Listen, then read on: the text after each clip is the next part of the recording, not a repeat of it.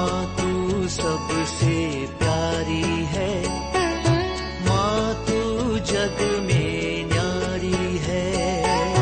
माँ तू सबसे प्यारी है, माँ तू जग में न्यारी है। पिता, पुत्र और पवित्र आत्मा के नाम पर आमीन। आप सबों को जय यीशु। आज हम लोग ईसा मसीह के जी उठने का पर्व ईस्टर के रूप में मना रहे हैं। संत पौलुस ईसा मसीह के जी उठने के विषय में कुरिन्थियों को लिखते हुए कहते हैं, कुरिन्थियों का पहला पत्र उसके अध्याय 15 वाक्य 3, मसीह हमारे पापों के प्रायश्चित के लिए मरे, जैसा कि धर्म ग्रंथ में लिखा है। वह कब्र में रखे गए और तीसरे दिन जी उठे, जैसा कि धर्म ग्रंथ में लिखा है। वह कैफस को और बाद में 12 को दिखाई दिया, फिर एक बार 500 से अधिक भाइयों को दिखाई दिए। तो ईसा मसीह के जी उठने के विषय में संत पौलुस साक्षी के रूप में ये लिखते हैं, ईसा मसीह मानव जाति के पापों का प्रायश्चित करते हुए क्रूस पर मर गया और हमें मालूम है उनको दफनाया गया। लेकिन जैसे ईसा मसीह के विषय में स्वयं मसीह भी कहा था, मरने के बाद तीसरे दिन जी उठने के विषय में, उसी प्रकार धर्म ग्रंथ के अनुसार ईसा मसीह मृत्यु पर विजय प्राप्त किया। संसार में ऐसा कोई मनुष्य के विषय में या किसी भगवान के विषय में हमें पढ़ने के लिए नहीं मिलता कि कोई मरने के बाद जी उठा है। केवल ईसा मसीह मृत्यु पर विजय प्राप्त किया, मृत्यु के बाद पुनर्जीवित हुआ।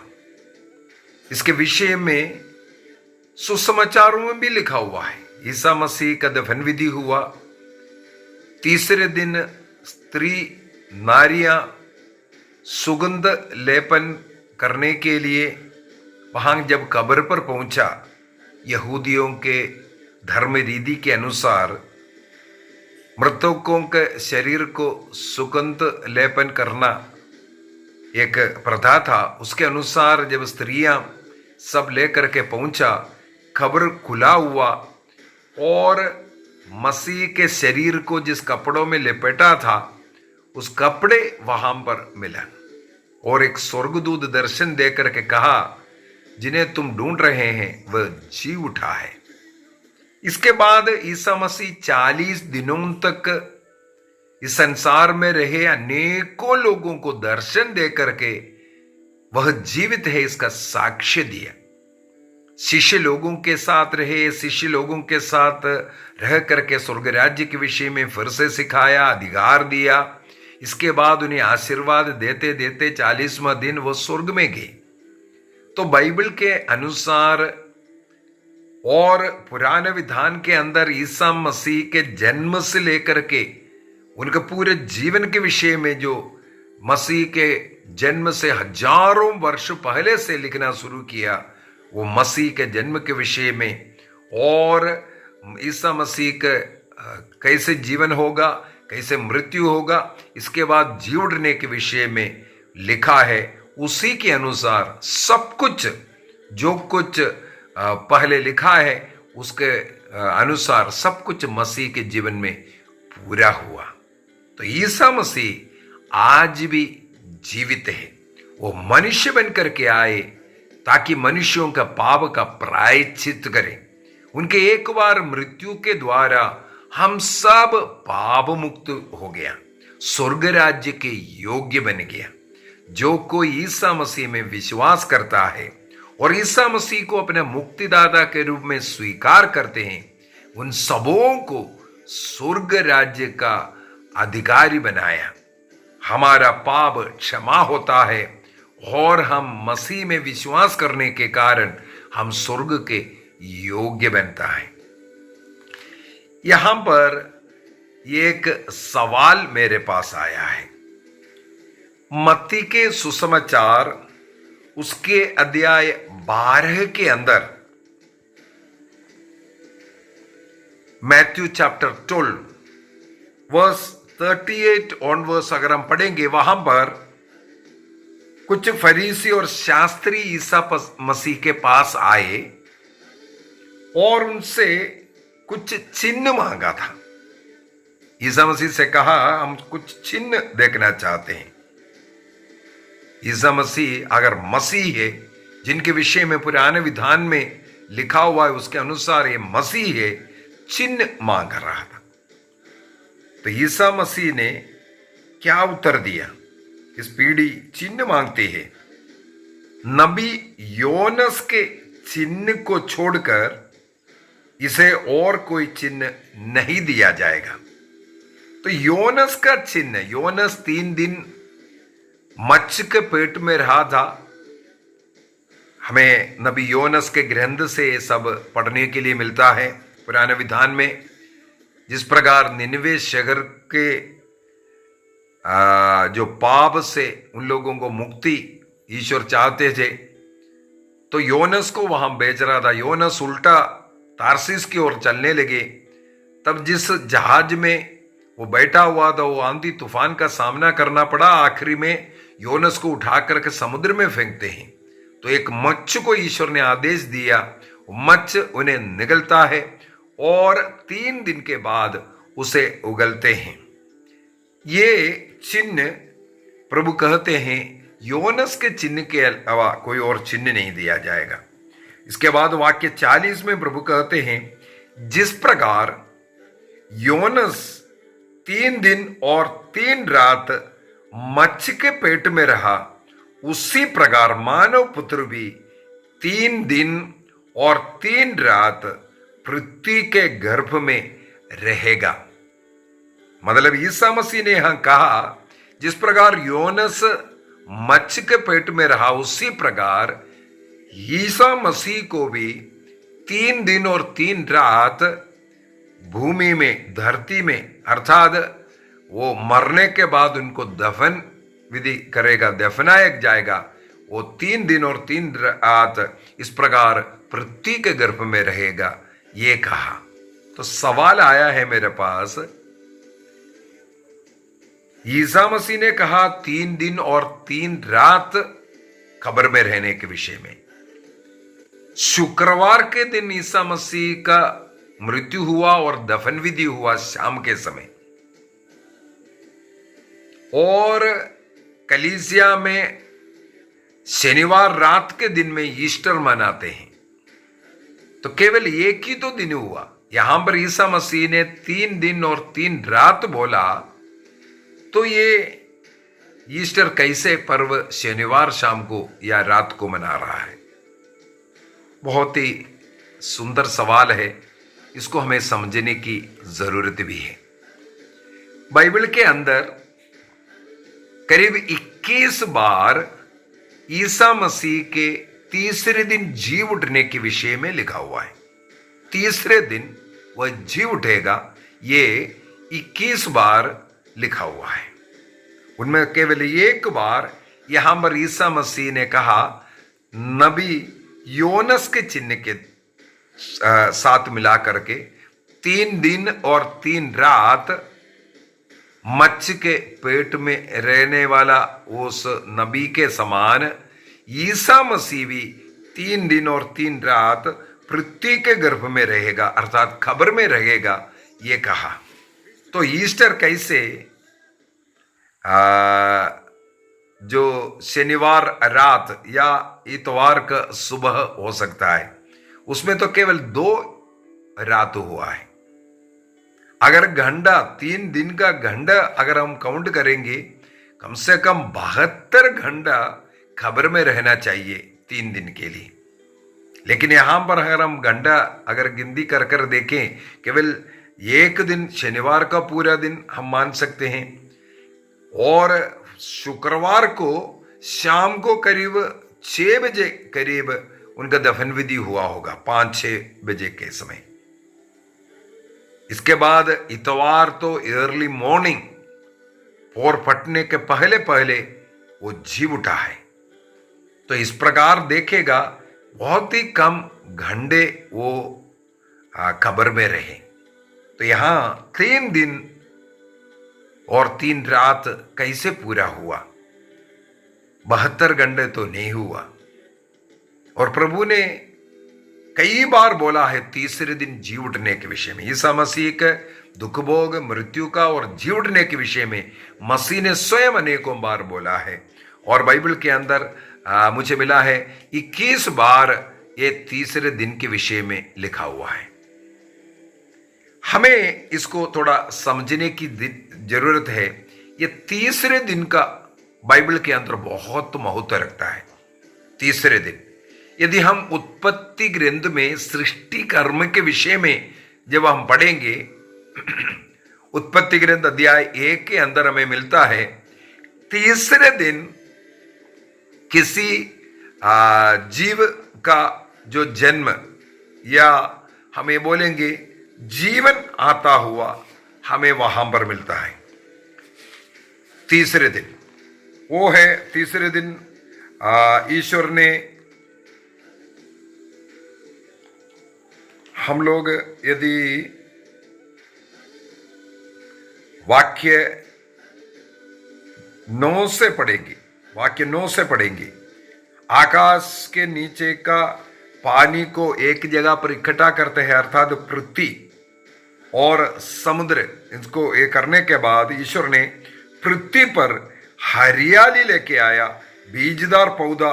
इस प्रकार का जो हरियाली लाने वाला दिन है तीसरा दिन, अर्थात एक जीवन, हरियाली का मतलब है जीवन, एक जीवन लाने वाला दिन है तीसरे दिन। एक नयापन, संसार का उत्पत्ति हम बोल सकते हैं, क्योंकि पानी था, पानी को अलग किया और धरती को, सूखा जमीन को अलग किया। इसके बाद सूखे धरती पर वो पेड़ पौधा हरियाली लेके आया।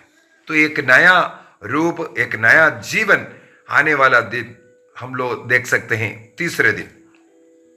और मनुष्य और जीव जंतु का सृष्टि 6वां दिन, इसके मतलब इसके बाद तीसरा दिन, फिर से तीसरा अर्थात 6वां दिन हुआ था। मनुष्य का जन्म हो, सृष्टि हो, या पशु पक्षियों का सृष्टि हो, यह सब 6वां दिन हुआ था। तो तीसरे दिन यहां पर हम लोगों को एक महत्व है, एक नया जीवन का, उदय का और सृष्टि कर्म का विषय में हम लोग पढ़ते हैं।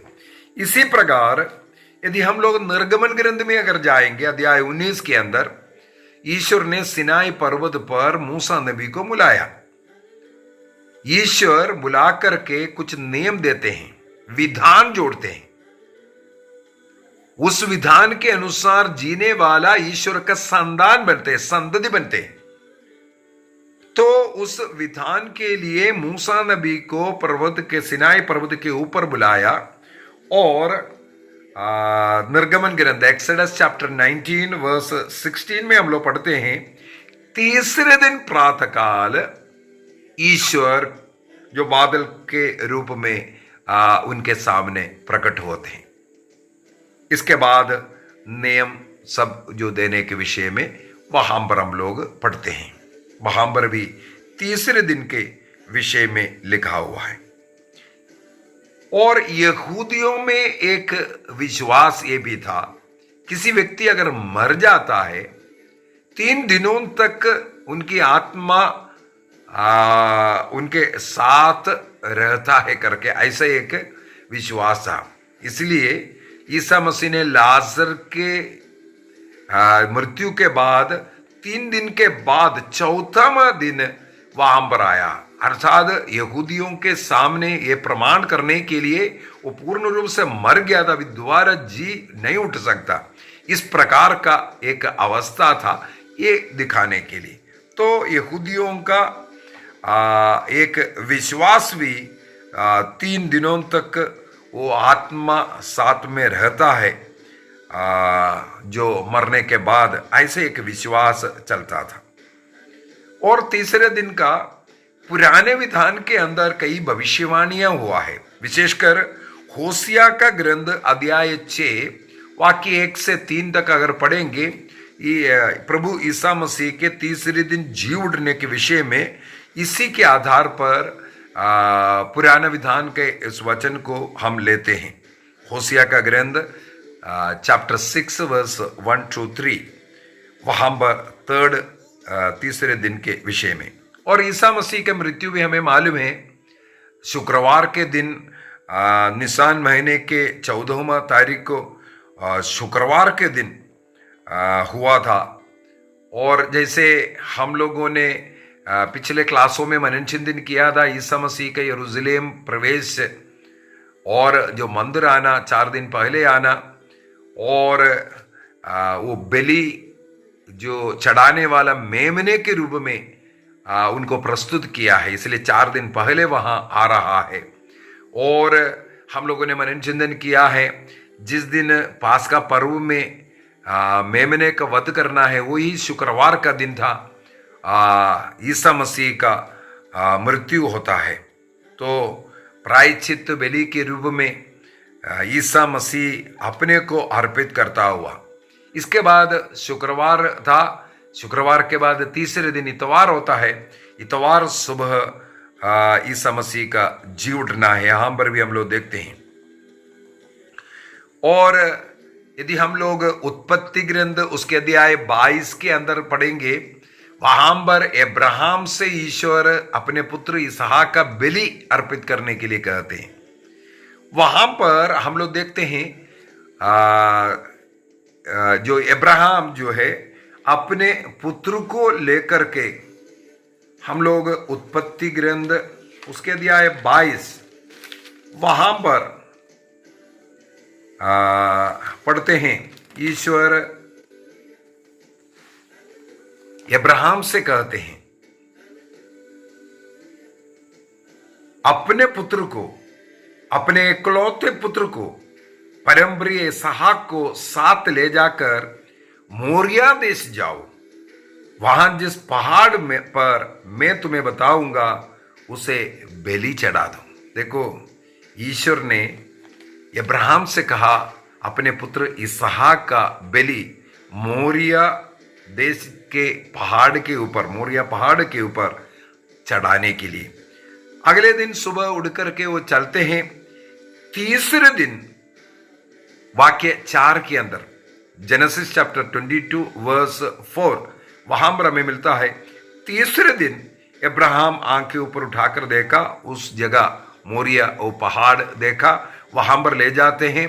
लेकिन वहां पर ईश्वर अब्राहम से कहते हैं बच्चे के ऊपर तुम हाथ नहीं लगाना है, अब मैं जान गया कि तुम ईश्वर पर कितना श्रद्धा रखते हो।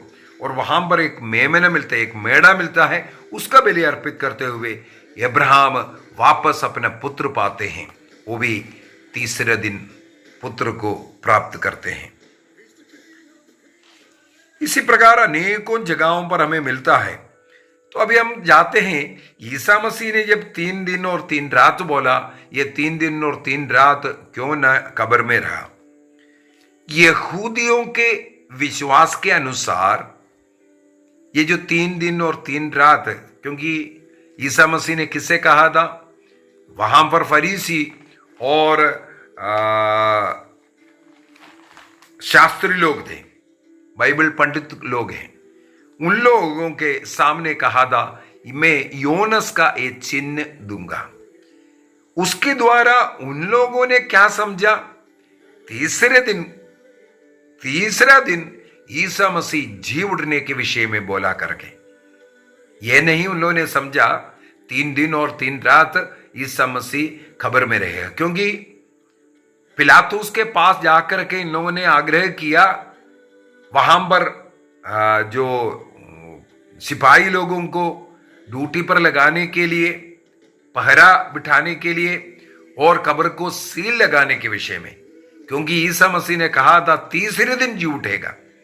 वहां पर पिलातुस से ये नहीं कहते हैं 3 दिन और 3 रात के बाद, अर्थात 4था दिन जी उठेगा। यदि 72 घंटा ईसा मसीह कब्र में रहेगा, चौथे दिन में चला जाएगा। 3 दिन और 3 रात यदि खबर में रहेगा, इसके बाद जब जी उठेगा, चौथे दिन जी उठता है। और बाइबल में कहीं भी चौथा दिन जी उठने के विषय में नहीं, बल्कि तीसरे दिन जी उठने के विषय में। और यहूदियों के नियम के अनुसार ये जो 3 दिन को काउंट करता है, पहला दिन का कोई आंशिक भाग होना जरूरी है, और दूसरा दिन पूरा होना जरूरी है, और तीसरे दिन का भी आंशिक भाग होना जरूरी है। अर्थात पहले दिन का आखिरी वाला भाग, दूसरे दिन पूरा, और तीसरे दिन का पहला वाला भाग होना जरूरी है जब हमें तीसरे दिन काउंट करना है। तो ये यहूदियों का एक रीति है 3 दिन काउंट करने का। तीसरे दिन का मतलब पहला दिन का कुछ भाग होना जरूरी है, दूसरे दिन पूरा होना जरूरी है, और तीसरे दिन का भी थोड़ा सा भाग होना जरूरी है। इस प्रकार यदि देखेंगे बाइबल के अंदर, जैसे मैंने बोला 21 बार लिखा है तीसरे दिन जी उठने के विषय में, तीसरे दिन के विषय में। और जहां कहीं भी हम देखेंगे इसी प्रकार हमें मिलेगा। पहला दिन का आंशिक भाग, दूसरे दिन पूरा, और तीसरे दिन का आंशिक भाग। एक और उदाहरण हम लोग एस्तेर के ग्रंथ से निकाल सकता है। एस्तेर का ग्रंथ, उसके अध्याय 4 वाक्य 16 में हमें मालूम है रानी एस्तेर राजा सेर्सियुस से मिलने के लिए जाना है। जब तक सेर्सियुस राजा बुलाता नहीं है, उनके सामने कोई भी जाए, चाहे रानी क्यों ना हो, यदि वह अपना जो राजदंड उनकी ओर नहीं बढ़ाएगा, उनका मृत्यु सुनिश्चित है। इसलिए रानी एस्तेर मुर्दकई से आग्रह करते हैं, सूसा प्रदेश में जाकर के सब लोगों से आग्रह करो, हमारे यहूदियों से आग्रह करो, मेरे लिए वे लोग 3 दिन और 3 रात उपवास करें। ये 3 दिन 3 रात सब लोग उपवास करें, कोई कुछ ना खाए, और मैं भी इस प्रकार 3 दिन और 3 रात उपवास करते हुए प्रार्थना करूंगा, और इसके बाद मैं राजा सेर्सियुस से मिलने जाऊंगी। उसी प्रकार हम लोग देखते हैं रानी एस्तेर की प्रार्थना। रानी एस्तेर किस प्रकार टाट का वस्त्र ओढ़ करके साधारण एक महिला के समान अपने को विनम्र करते हुए 3 दिन का उपवास करते हुए, यदि हम लोग एस्तेर का ग्रंथ अध्याय 5 को पढ़ेंगे, वहां पर लिखा हुआ 5 का वाक्य 1 में लिखा हुआ है, तीसरे दिन एस्तेर राजस्व वस्त्र पहने राजमहल की भीतरी प्रांगण में उपस्थित हुई। कौन सा दिन? तीसरी। यदि 3 दिन और 3 रात एस्तेर उपवास किया और यहूदी लोग उपवास किया होते, चौथे दिन में उनको राजा से मिलने के लिए जाना चाहिए।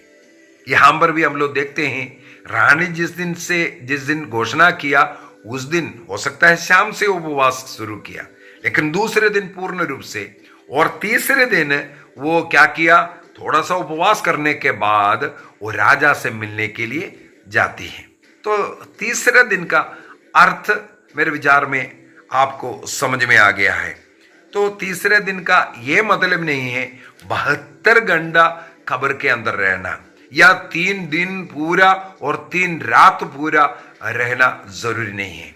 यहां पर केवल तीसरे दिन का मतलब यही है, शुक्रवार के दिन ईसा मसीह को कब्र में रखा, शनिवार और इतवार को सुबह सुबह उनका जी उठना हुआ है, तीसरे दिन वो जी उठा है। तो तीसरे दिन का मतलब मेरे विचार में आपको समझ में आया होगा। हमें इस ईस्टर मनाते हुए एक निर्णय करना है।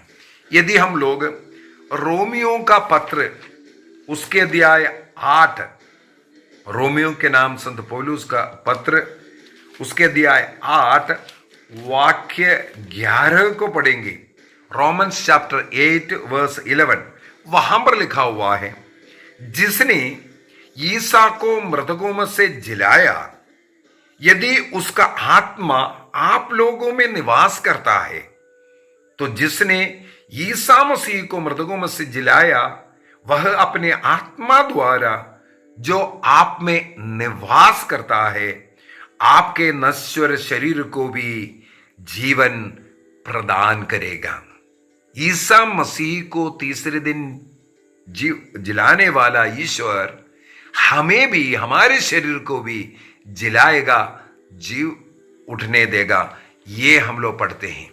हमें इसलिए ईसा मसीह के अनुरूप, ईसा मसीह संसार में एक मनुष्य बनकर के किस प्रकार जीवन जिया, उसी प्रकार हमें भी जीवन जीने की जरूरत है। और वाक्य 9 के अंदर क्या लिखा है? जिस मनुष्य में मसीह का आत्मा निवास नहीं करता वह मसीह का नहीं है। ईसा मसीह में जो आत्मा निवास करता था, वो आत्मा यदि हमारे अंदर निवास नहीं करता, हम ईसाई कहने योग्य नहीं है। ईसा मसीह में निवास करने वाला आत्मा मुझ में निवास करने का मतलब है ईसा मसीह का स्वभाव, ईसा मसीह के जैसे जीवन मेरा जीवन होना जरूरी है, तब मैं ईसाई कहलाने योग्य बनूंगा। इसलिए हमें इस ईस्टर पर्व में एक निर्णय करना है। बीती 40 दिनों से हम लोग उपवास, परहेज का दिन, प्रार्थना का जीवन, वचन सुना, बहुत कुछ हम लोगों ने निर्णय किया। पाप को हमने त्यागा, एक अच्छा पाप स्वीकार करते हुए एक अच्छे जीवन जीने का निर्णय किया। इसी जीवन, मसीह से जुड़े हुए जीवन हमें आगे जीना है। प्रतिदिन बाइबल पढ़ेंगे, प्रतिदिन वचन सुनेंगे, प्रतिदिन प्रार्थना करेंगे। घर में रोज 1 घंटे का पारिवारिक प्रार्थना होगा। हमें कोशिश करना है, यदि संभव है, प्रतिदिन हर रोज हमें मिस्सा बलिदान के लिए जाने का। और इतवार और हुक्म पर ऊपर तो जाना ही जाना है, लेकिन प्रतिदिन हम मिस्सा बलिदान में जाने का और इस प्रकार मसीह से जुड़ करके एक अच्छा जीवन जीने का, प्रार्थना भक्ति का, नशा, वासना, व्यभिचार, पाप की जिंदगी से दूर रहने का, ईसा मसीह से जुड़ करके एक पवित्र जीवन जीने का हमें निर्णय करना है। एक और वचन मुझे याद आ रहा है, एफेसियों का पत्र, संत पौलुस एफेसियों को लिखते हैं। एफेसियों का पत्र अध्याय 2 वाक्य 6 के अंदर लिखा है, ईश्वर ने ईसा मसीह के द्वारा हम लोगों को पुनर्जीवित किया और स्वर्ग में बैठाया है। हमारे अंदर जो मसीह के आत्मा निवास करता है, इसलिए हम कभी पाप में नहीं जाएगा, पाप से दूर रहेगा, लड़ाई झगड़ा में नहीं, प्रेम की जिंदगी जिएगा, एक दूसरे का आदर सम्मान करते हुए प्रार्थना भक्ति का जीवन जिएगा। तब प्रभु हमें भी ईसा मसीह के साथ पुनर्जीवित कर स्वर्ग में बैठाया है कर लिखा है। अर्थात आज हम लोग स्वर्ग का जीवन जी रहा है, एक संत का जीवन जी रहा है। इस प्रकार का जीवन जीते हुए हम आगे की जिंदगी जिएंगे। निर्णय कीजिए। आइए हम आंखें बंद करें, एक निर्णय करेंगे। मसीह की आत्मा मुझ में निवास करता है। निर्णय कीजिए, इसलिए मसीह के जैसे जीवन जीने का, प्यार का जिंदगी, प्रार्थना भक्ति का जिंदगी, विशुद्धि का जिंदगी, पवित्रता का जिंदगी, रोज बाइबल पढ़ने का, एक साइड से बाइबल को पढ़ते जाएंगे, कम से कम 1 अध्याय रोज पढ़ने का निर्णय कीजिए। निर्णय कीजिए प्रभु के साथ जुड़े रहने का, पवित्र मिस्सा बलिदान में रोज भाग लेने का, प्रभु के शरीर रक्त को रोज ग्रहण करने का प्रयत्न करेंगे। यदि संभव है हमें जाना है, निर्णय कीजिए। घर में रोज पारिवारिक प्रार्थना 1 घंटे का पवित्र घड़ी हमारे घर में होगा। निर्णय कीजिए, निर्णय कीजिए एक पवित्रता का जीवन जीने का। पिता, पुत्र और पवित्र आत्मा के नाम पर आमेन। आप सबों को जय यीशु।